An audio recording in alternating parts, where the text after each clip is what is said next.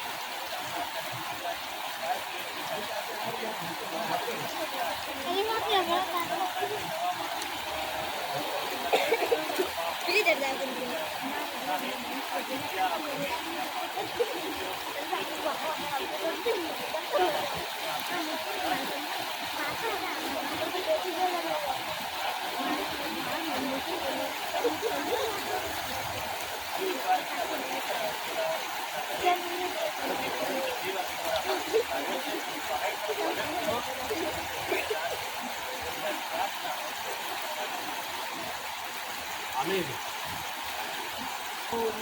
આજ્ઞા અને નિયમ પ્રમાણે તમે આગળ વધવા માંગો છો અને આજે તમે જૂનું જીવન પાણીમાં ફરવાના છો અને ફરી તમે ઊભા થવાના છો ત્યારે પ્રભુ તમને આશીષ આપે અને આજે હું પ્રભુના સેવક તરીકે ઈશ્વર પિતા, ઈશ્વર પુત્ર,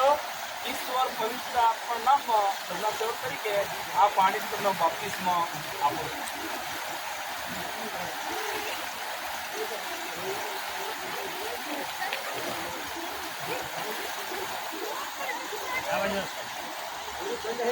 તમે વિચારોમાં જીવ મૂકતા હતા અને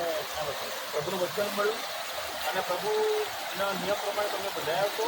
શું કે સંગત પ્રાર્થના કરી તમે વિચાર્યા છે અને હવે પછી તમે આ દુનિયાનું જૂનું જીવન છોડવાના છો અને પ્રભુમાં નવું જીવન જીવવા માંગો છો અને અત્યારે તમે પાણીથી બાપ્તિસ્મ લેવા જઈ રહ્યા છો ત્યારે પ્રભુના સેવક તરીકે હું તમને આ પાણીથી ઈશ્વર પિતા, ઈશ્વર પુત્ર, ઈશ્વર પવિત્ર આત્માના નામમાં આ પાણીથી હું તમને બાપ્તિસ્મ આપું છું।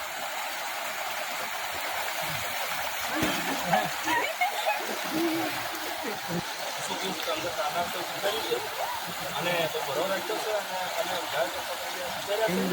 અને હવે તમે પાણીમાં જોવાના છો કે નવું જૂનું જીવન છોડવાના છો અને પાણીમાં તો ઉભા થશો ત્યારે નવું જીવનમાં આવા પ્રચારમાં તમે છોડવાના છો ત્યારે પ્રભુના સેવક તરીકે ઈશ્વર પિતા, ઈશ્વર પુત્ર, ઈશ્વર પવિત્ર નામમાં પ્રભુના સેવક તરીકે હું તમને આ પાણીથી બાપ્તિસ્મ આપું છું।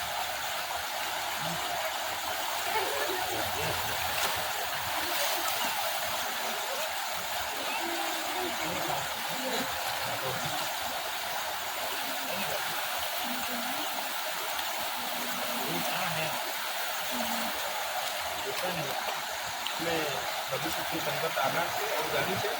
ભરોસો મૂક્યો છે અને તમે નિયમ પાળવા માંગો છો અને હવે પછી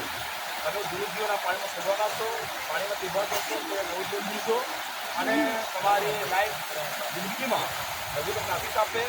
અને પ્રભુના સેવક તરીકે ઈશ્વર પિતા, ઈશ્વર પુત્ર, ઈશ્વર પવિત્ર નામમાં પ્રભુના સેવક તરીકે હું તમને પાણીથી બાપ્તિસ્મ આપું છું।